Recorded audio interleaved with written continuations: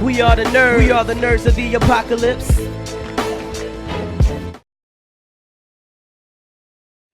Good morning, everybody. Oh, we're not going to start the morning off like this. Good morning, everybody. Good morning. All right, that's a little better. My name's Eric Dion. I am the founder of Eastern Exotics Wildlife Foundation. A little quick subtext of what we are. We are a nonprofit based out of Eastern North Carolina. We rescue everything except your domestic cat and dog. So, you know, your fluffies and Fidos, stuff like that, we don't mess with. Now, we do have a couple gray wolves and red wolves up in the northern part of the state, and we have some big cats over in other parts of the state. But other than that, everything else is fair game, from fish, bless you, and birds, reptiles, non-scaly things, creepy crawly things, you name it. We've probably taken it in. Every animal that you see here today in this room or out on the floor, every one of them is a rescued animal. So we either pick them up from court orders, or people are moving. Us being close to Camp Lejeune in Jacksonville, North Carolina, we get a lot of the military that have to deploy. They can't take in something. And a lot of times we'll get calls through a bunch of the different animal controls. So what our goal is we come out, we do shows like this or lectures. We let you see some of the different animals we've taken in, and they rotate. They all have different stories, backstories. Some of them are sad, some of them aren't that sad. But all in all, they all get the same care. If it's a native species of wildlife, we will re-release it if it's able to go back into the wild.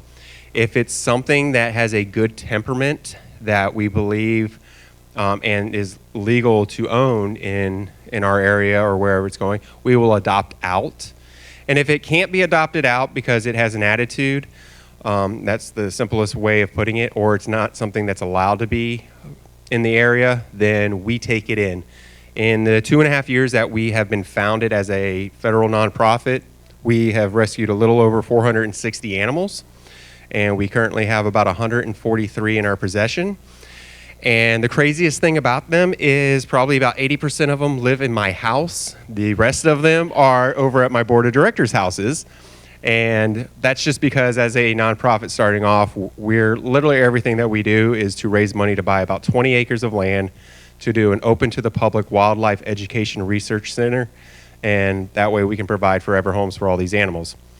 So without delaying this anymore, I'm going to first introduce you to Junior here. Yeah. So Junior is a blue and gold macaw. Come here. Oh, shush. She's a diva. This is Junior's story. She's about 26 years old. They'll live to be about 80. And she came to me about 5 years ago. So before I really even had done the nonprofit side of things. Her backstory is first 18 years of her life, she lived with a truck driver. She does have a potty mouth.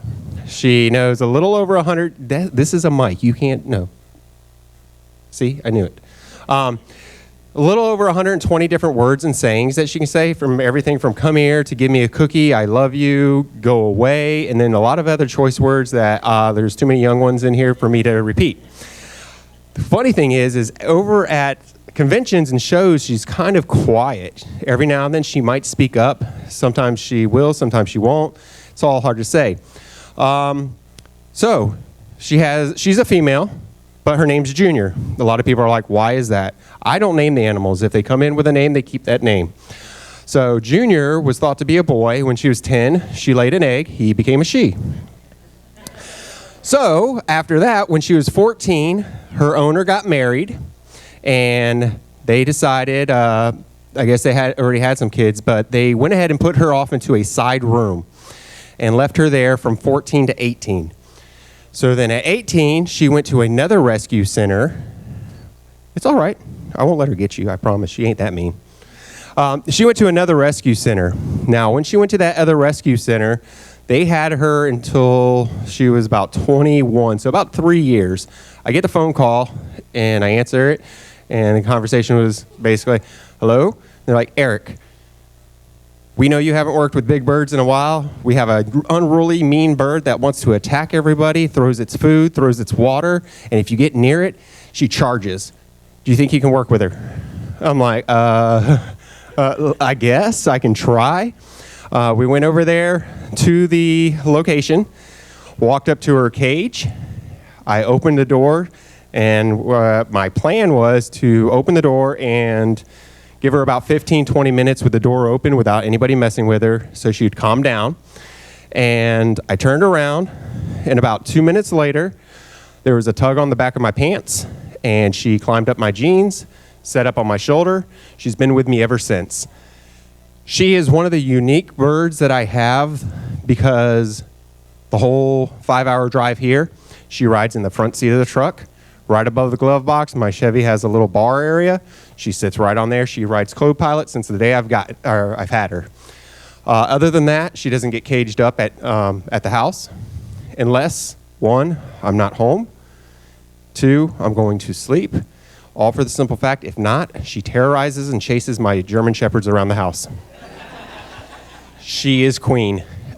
Nobody can sit next to me on the couch without her attacking. Biggest aspect, I like to tell people ahead of time with things. A lot of people want to come up, touch the bird, or pet her, stuff like that. I would rather get bit by every single animal I own except a bird. They have about 80 pounds of pressure per square inch, and that pressure can go right through your bone. Macaws are fickle. Rescued macaws are even more fickle because you don't know their whole backstories all the times. A lot of times they bond, and then when they're separated with that bond, they have a major attitude. So that's Junior. Yeah, I know. So we're going to start small and kind of work our way up. Sound good? All right. I want to see how I can do this one with the mic. Come here. Oh, don't you do that. Here, how about this? We'll do the bowl. Want to do the bowl? No? So this is a baby. That's why she's so flighty. But can you hear me? Yeah. Okay. There you go.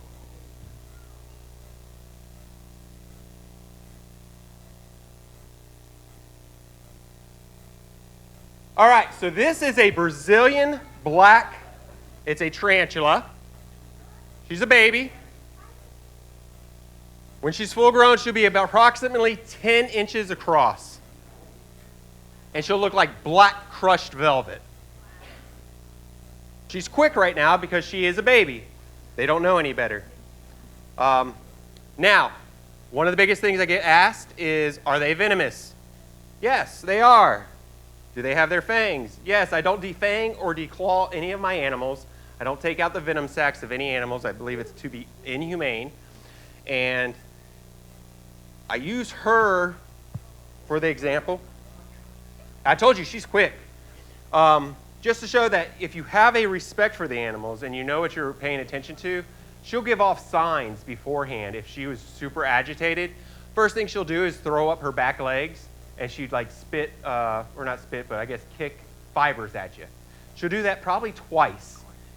After that second time, if I'm still messing with her, after she's given me those warning clues, then she's going to turn around and rear up on the front and sink her fangs to me. Now, I'm not too worried. If I was to get bit, it would sting. But here's what I tell people. With tarantulas, their venom and their bites are like bee stings. So the only time you really have to worry is if you're allergic to bees, don't mess with them. I'd rather not take the aspect. Are you all right? You want to hold her? You can hold her. Her name's Zafira. No? Okay.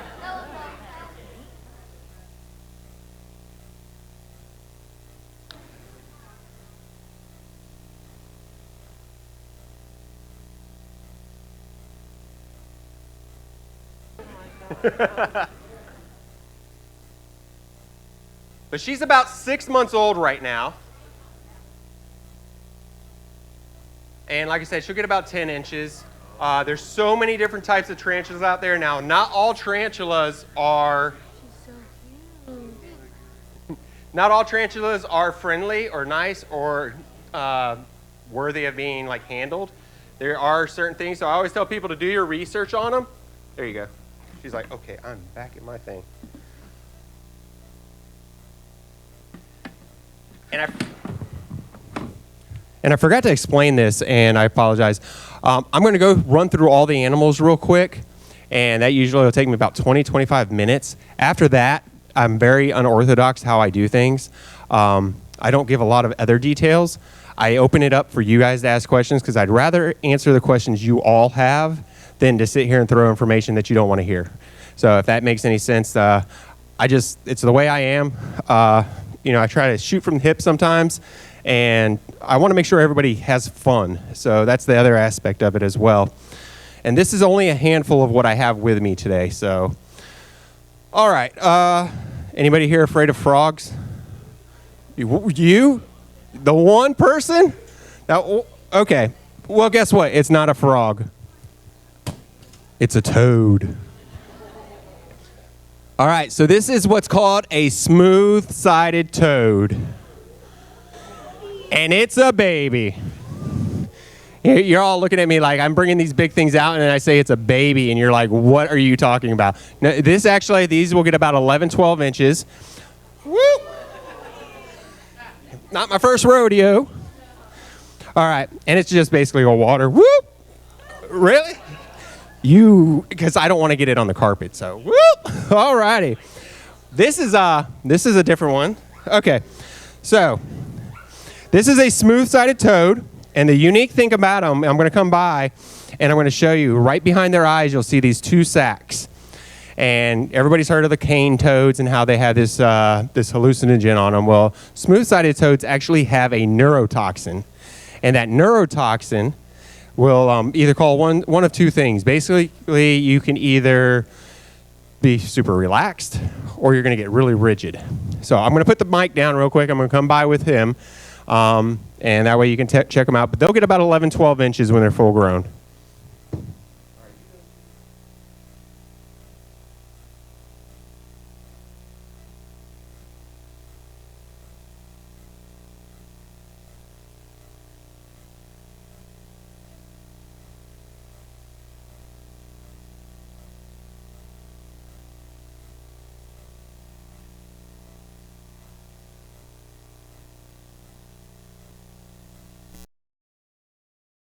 It'll usually take about 3-4 weeks. The next thing you know, she'll go into the water and she'll lay 10,000 eggs. And then about 3-4 weeks after that, you have tadpoles and then baby frog or toads happening and everything.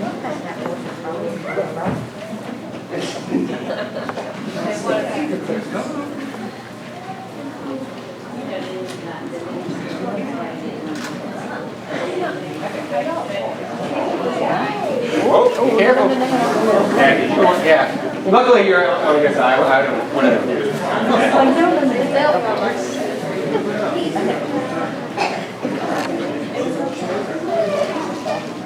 And this one actually, the pair that I have actually came from Columbia, South Carolina, ironically, when I picked them up.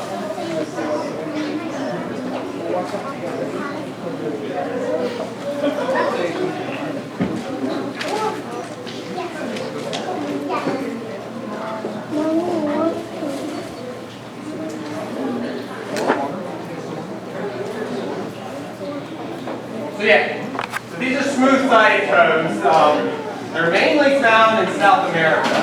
So, and you'll find out a lot of the exotic stuff that gets around here comes in from South America, ironically enough. All right, I'm going to bring Smog out real quick.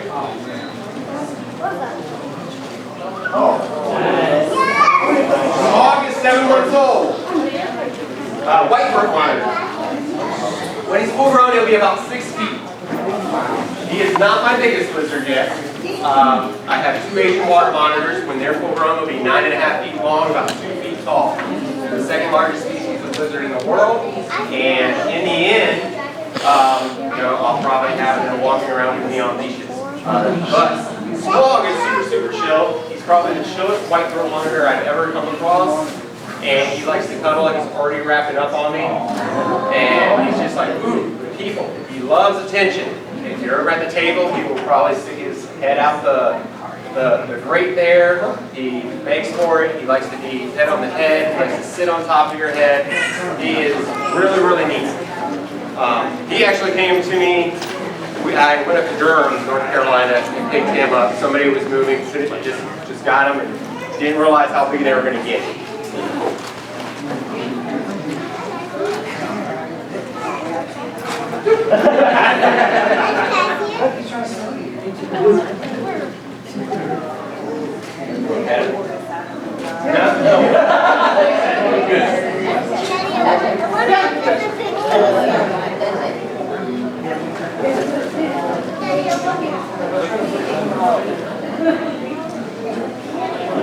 I say he's super, super chill.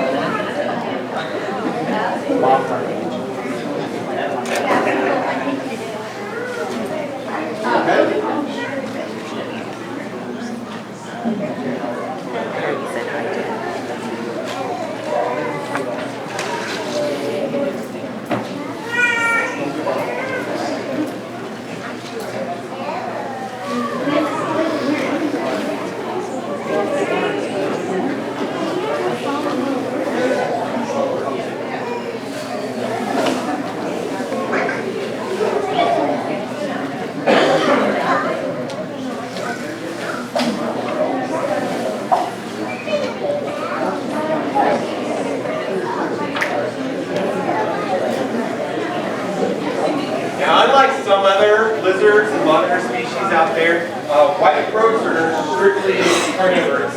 They don't eat plants or anything. Iguanas are straight omnivores, so those are herbivores who basically, for the most part, eat just your veggies and stuff. Tegus are omnivores, so they eat both meat and veggies.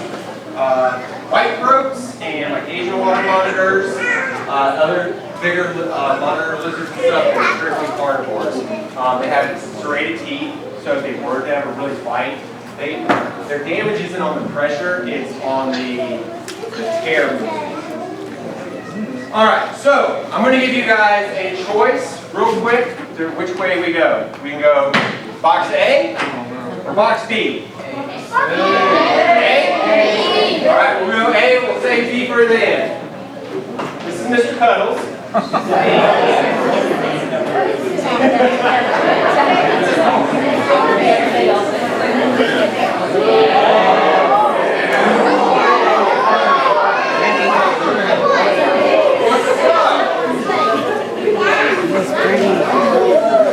Mr. Cuddles is a reticulated python, and he's still a baby. He's about 4.5 years old. He's almost 12 feet, maybe just a little bit over 12 feet right now. And when he's full grown, he can reach about 30 feet. Right now he weighs about 45, 50 pounds. Full grown, he'll be about 240 to 260. He's not our biggest snake that we've taken in. He actually came from Norfolk, Virginia. But our biggest one right now is 17 feet, 140 pounds.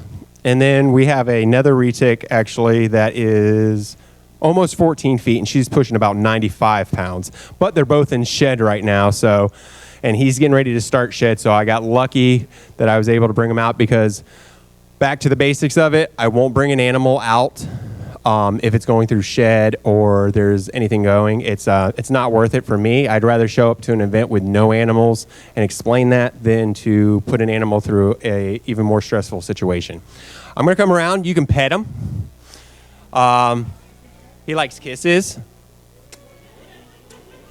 which is crazy because retics get a bad rap. Most people, when you go to shows and stuff, you'll see, or events that people have like a snake with them, it's usually ball pythons or a Burmese python. So reticulated pythons have always gotten a bad name. And he's, you all right? You want to give him a kiss? No? Okay. So, you know, but he's very unique, and he actually came from a veteran up in Norfolk that just they weren't able to take care of him anymore. Oh, shush. And so we went up there and picked him up, and I picked his sister up, which she is a lavender albino reticulated python. So she has that albino gene, but then in the white, it's a purple. And I'm really sad because she was in like deep shed, like she had eye caps on and stuff like that. So he's starting to shed, but he's not there. You want to pet him? You want to take him home?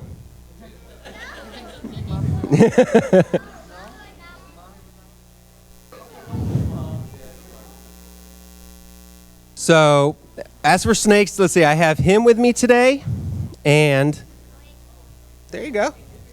I have him with me today, then I have some smaller snakes. Like I have Nelson's albino milk snake with me. I have about 8 baby Canadian rat snakes with me, just because they're cute and they're from Canada. And, okay, my voice cracked a little there because he squeezed on my vocal cord for a minute. But yeah, he likes to cuddle. He likes to hang out. Hence the name. He actually was given a name about 4 months ago, and it was a lady had him for half the day holding on to him. She's like, his name's Mr. Cuddles. I tried to argue with her. She was like, no, it's Mr. Cuddles. So instead of trying to win that battle, I lost that battle very quickly because the rest of the board of directors were like, okay, Mr. Cuddles sounds really good. I was like, really? But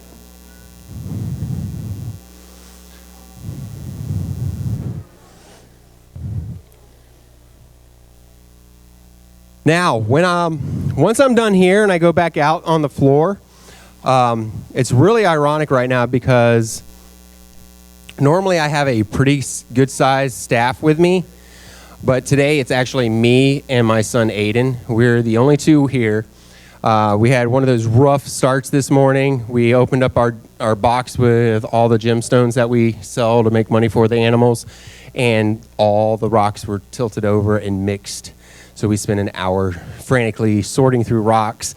And so he's out there manning the table for the first time by himself. And, and I can just imagine it. He's like probably going into panic. But I do have a point to what I was saying. Leading into it is once we get back out there, once we get back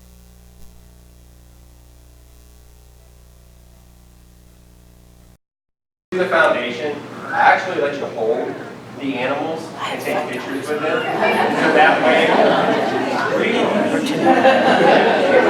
Wait, ow, I don't want to go back in yet.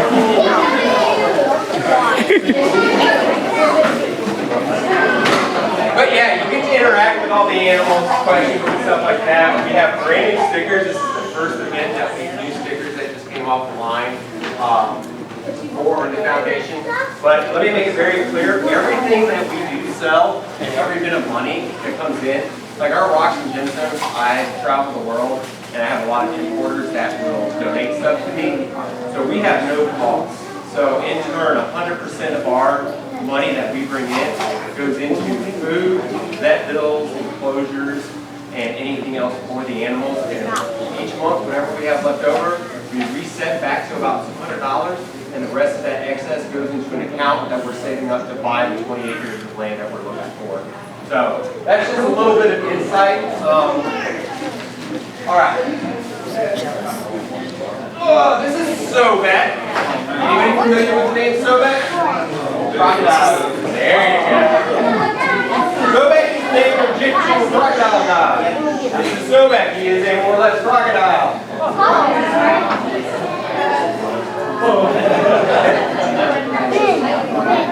I might be able to get him without the right now.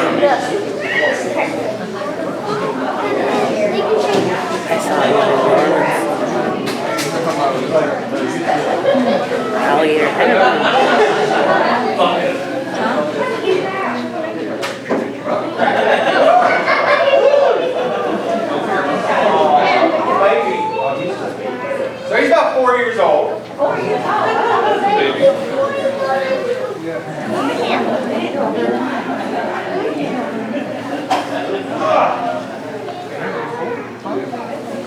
waiting on him to pull this tooth out. So he lost one of his teeth. It's not uncommon. They left and right.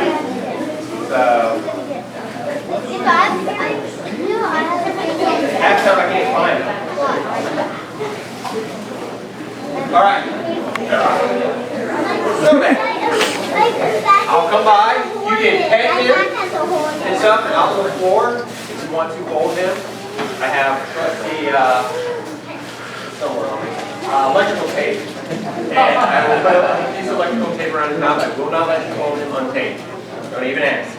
It's not going to happen. I have $2.5 million insurance policy for accidents, but I've never had an accident. Don't plan on starting this year.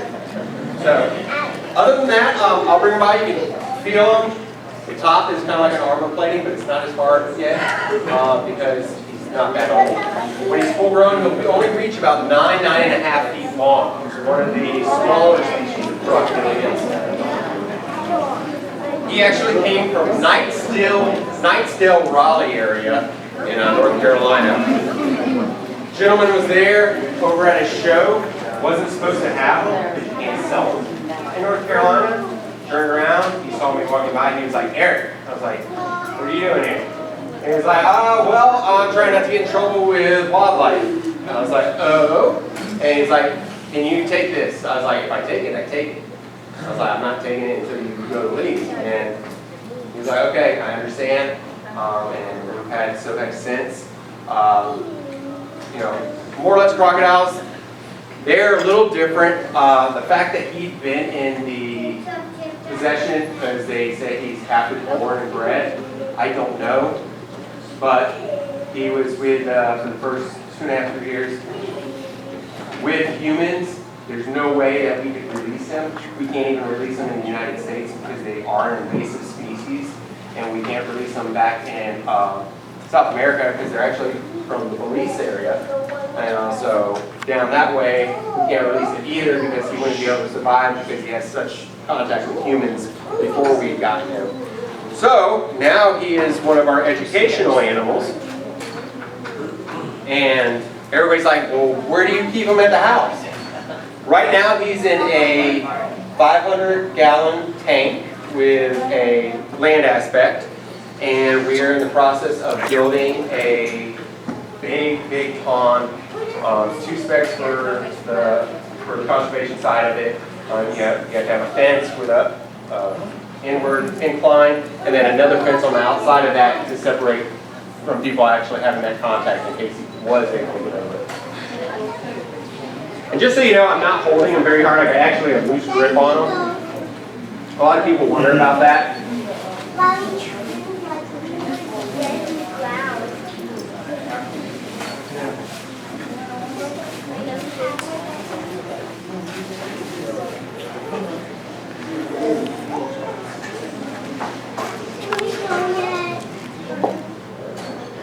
Does anybody know how to tell the difference between a crocodile and an alligator? But do you know which way it is? I always tell people, if you're to imagine your fingers in a V or an A shape, A, just think the opposite, crocodile. So that shape right there is going to be your crocodile. If it's a U shape and wider, it's going to be an alligator. The other aspect of it, which goes back to the mouth side of it, so you really don't have to get super close to one of these. Oh, what is this? And I would suggest ever getting that close.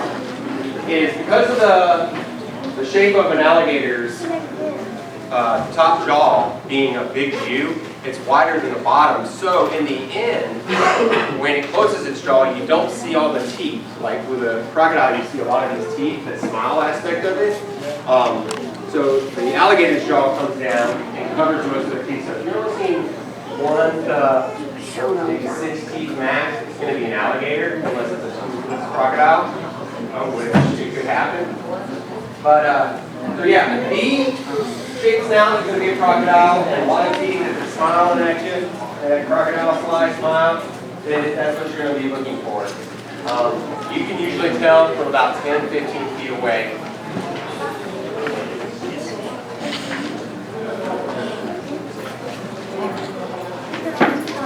Alright. So, that being said,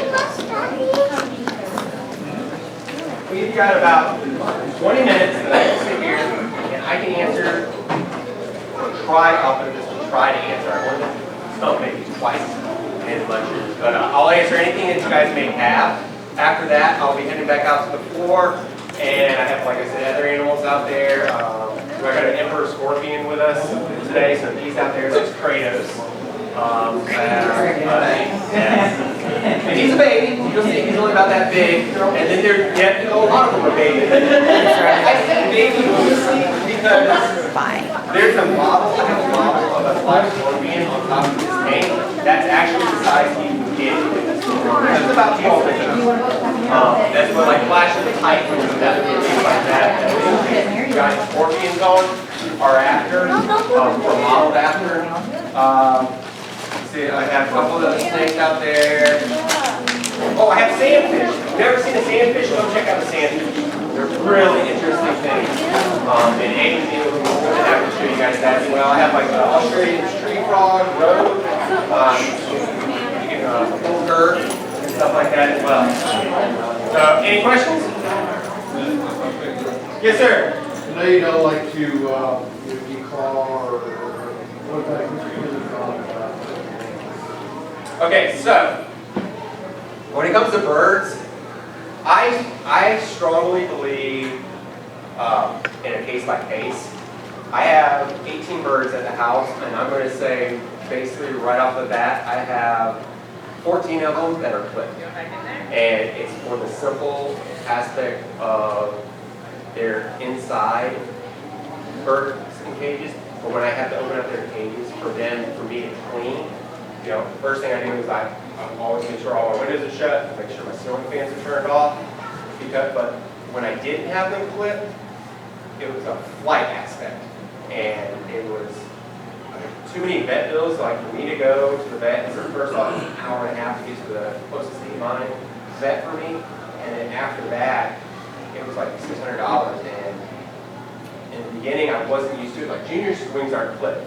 But she's never tried to fly for me either, so I let her have the natural aspect of it. And I have a couple other birds that I keep naturally unclipped because they just haven't given me that reason. Once I move all my like big macaws, because we're building a big outside aviary, once I move them out there, then I'll have the security of having like the entrance door, shut that door behind me, and then another door going into the aviary, that I can let them have their wings grown out and stuff. So it's a matter of they're inside birds and you have you think they may be a flight risk. I would say it's best to have them clipped. I have a guy right now, I've been trying for 3 weeks. He has a conure that we swore him down, was never going to take flight, and every time I saw it, it was trying to fly around now. And now it's out in the loose in the neighborhood about 6-7 miles from us, and we've been trying for 3 weeks now to get it. We hear it. We can see it. I don't have equipment to go 100 feet up a pine tree, and I'm terrified of heights, so that's not happening either. But it's a sad thing. We're hoping that it'll come down, but I think it's just case by case. As long as, and the other thing is that I tell people, if you never clip wings, to seek out somebody to show you how. There is a thing between a blood feather, and that is something as a bird owner you do not want to hit. It's a scary situation. I clipped one blood feather in my entire 20 years of working with birds, and that's why I don't clip bird wings anymore. I need them clipped. I have a professional. She comes over and she'll help me out. I'll hold the bird, and I'll get around there and I'll protect my fingers the best I can. But other than that, that's my thought. I think it's just case by case. I'm not against it. I'm not, I put the kind of like there, because she needs a manicure so bad right now because she gets so much older. It's just a hate. It's just like I can feel it. So, but yeah, hopefully that's. I'm not trying to like dodge it anywhere, but yeah, that's just how I feel. Any other questions? No. Really? You have like a facility that people can visit, or is that something that? That's what all the excess funds that we raise is going to. Yeah, the aviary is going to my backyard. I'm right in the dead center of Jacksonville, North Carolina, in a subdivision called Northwoods. And I'm lucky enough, I have just about an acre of land. And my house, I just last year added on an extension just for the reptile side of it. Just the house things. And then I had, my daughter moved out 2 years ago. It's hard to believe. I moved out, but her room got converted. Literally, the day she moved out, that next day I was in there painting, wiping down things, cleaning everything up, and then by 2 days later, I had a whole setup done in the room. And she came back to get a couple other things. She had boxes boxed up the next week. She walked in and she was like, "What the?" She's like, "Oh, you wasted no time." I was like, "Nope." I said, "You're gone." I was like, "Come back." Yeah, that's just the way it is. But yeah, we built a new reptile room, and we're working on the aviary and a temporary pond. But as soon as we get the 20 acres and we can apply for the grants to build all the facilities, because overall the biggest aspect is it's going to be 20 acres, and this is my vision, my dream. 20 acres, a 10-mile hiking trail back to nature. We're going to have out of that 20 acres about 7 to 10 of just straight wildlife, naturally not touched, not taken down or anything like that. We're looking on the water so we can have a kayak area to be able to launch kayaks out. Primitive campsites, so not like RV camping or anything like that, literally back to nature in the woods, tents, fires, camping like that. As for the facilities, we're going to break it down into 2 different areas, so we'll have I have this great vision for this building type aviary that I'm working on. If anybody's ever been to the North Carolina Zoo, their bird aviary out there is kind of what it's modeled after. A reptile area, a couple big ponds, so I can have do the alligator conservation side of it, and we can also do the crocodile side of it, and then have the turtles and stuff like that. On top of that, we're looking to put an outside amphitheater into the area so we can host lecture series and benefit concerts, different stuff like that. And then when we're not doing things like that, I can open it up to the arts. We do kind of like Shakespeare in the Park stuff and anything with that fancy. And then on the other aspect of it, and this is just me, because a lot of the stuff we'll do is kid-based and younger adults, but thinking in mind of family and what adults would like. I've actually have a contract pending for when we do have a place that we'll actually have a brewery on site for the adults, and there'll be different things like a cider, a light beer, a medium beer, a dark beer that are named after a couple of the different key animals that we have. We're going to grow all the hops on site, and so we have that in the works that once we get the land. And I think that's about it. Oh, we got a contract with a solar power panel company, so the whole park will be solar powered. So that's for about 2-3 acres of land will be set off to the side to run the whole facility on solar clean energy. And then anything in excess, we're going to sell back to the county that we're establishing. So that way we try to be self-sustained. Our house currently has a full water purification system. So there's no metals, no hardness, no chlorine, nothing that comes through our pipes. And that was donated to us by the water system up in Jacksonville. And they've offered to do the same thing when we open up the facility.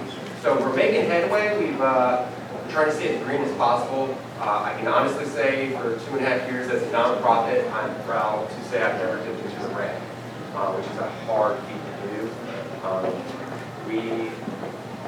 We started this, me and my buddy, thinking, okay, we're not going to have a lot of running right off the bat. That was in April of 2017. From April to December of 2017, we did 72 events. And we were like, whoa, because I have a day job. Actually, I work from Conway, South Carolina, all the way to Currituck, North Carolina, out to Charlotte. I handle stuff at the courthouses. And I have that Monday through Friday. My board of directors, they all have day jobs. And then we do this on the weekends and in free time, because I do school events during the week that I'll take time off for.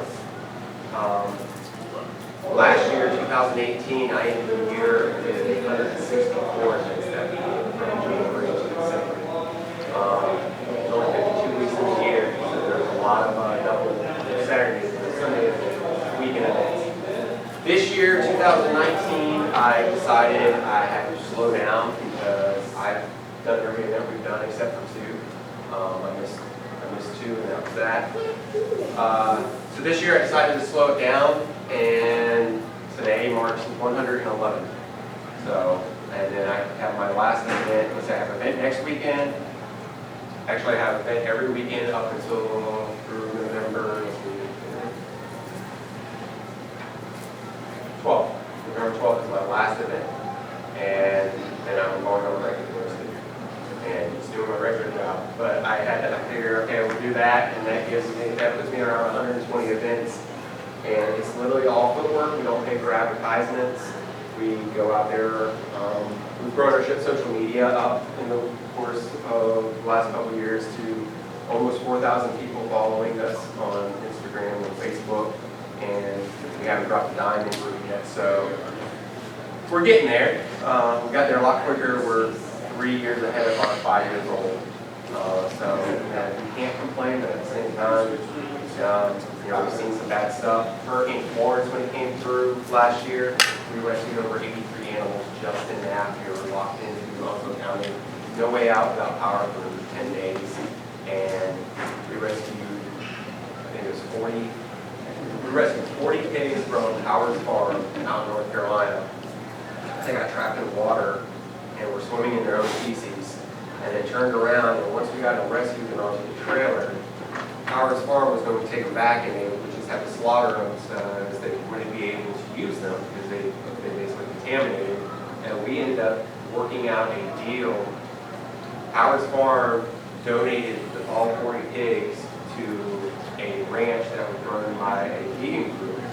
And I'm not vegan by any means or anything like that, but I have a lot of respect for the animal side of it. So it doesn't matter if anybody's beliefs in me. It's with the well-being of the animals. So we were able to negotiate where all 40 of those pigs went to this farm to live out their lives and everything. So that was pretty fun. We worked with the Cajun Navy, and we rescued 2 horses out of the over in the chicken pen area. And then we had bearded dragons, snakes, birds, squirrels. So many squirrels because they fall out of the tree, and it's about that time. So other than that, so Florence was a big thing for us, and we took it, but having a purified water system at the house, we were actually fill up people's watering area that didn't have water. And it made a big impact for us, and it's just stuff like that we do. We've adopted a couple highways and we do roadside cleanups now. People ask me, why? And I'm like, why not? I'm an environmental science major. I left North Carolina. Actually, Brooke and me went to high school together, and Brooke and him are putting on this lovely event. And I swore I'd never come back to North Carolina. I left on a scholarship for Southern Mississippi, ended up picking up an environmental science degree, then turned around and went into the Navy, did 4 years in the Navy, got out of the Navy, came back to North Carolina, went down to Wilmington, and ended up back in Jacksonville, and there's not many jobs in the area for environmental science majors, so I decided to make my own fun of it. I've always loved animals. I have 2 cats, I have 3 dogs, and everything else is, well, it gets crazy after that. But I love every last one of them, and that's the thing. Our education side of it, I try to break stereotypes. A lot of people are scared of snakes, a lot of people are scared of spiders, creepy crawlies, all that stuff. But in the end, it turns around. I've had people terrified of snakes, and I've had them walk away holding one of those snakes. It just takes time, and if I can shed light on a couple people, I'm not trying to change everybody, and that's why our motto is changing the world one day at a time. And one day at a time, so that's all we can do. If I can touch one person a day, that's 365 people in a year. To me, that's not too bad. So, any other questions? Yes, ma'am. Okay, so adopting out, if I have something that's adoptable, what I'll do is usually on our Facebook page, So if you just look up Eastern Exotics, it'll pop up Eastern Exotics Wildlife Foundation. I actually think there's a picture of Junior as a new profile picture as of yesterday. And every now and then I'll pop it up there. If it's a bird that goes out, there's just big screening process. We have screening processes for all of them, but the birds, I'll tell you, I can tell everybody right now, it's the longest one. It's usually a 1.5 to 2 month wait, or not wait, but a screening process, because there's a lot of introductions and back and forth that have to happen. And we do it with different animals have a different adoption fees.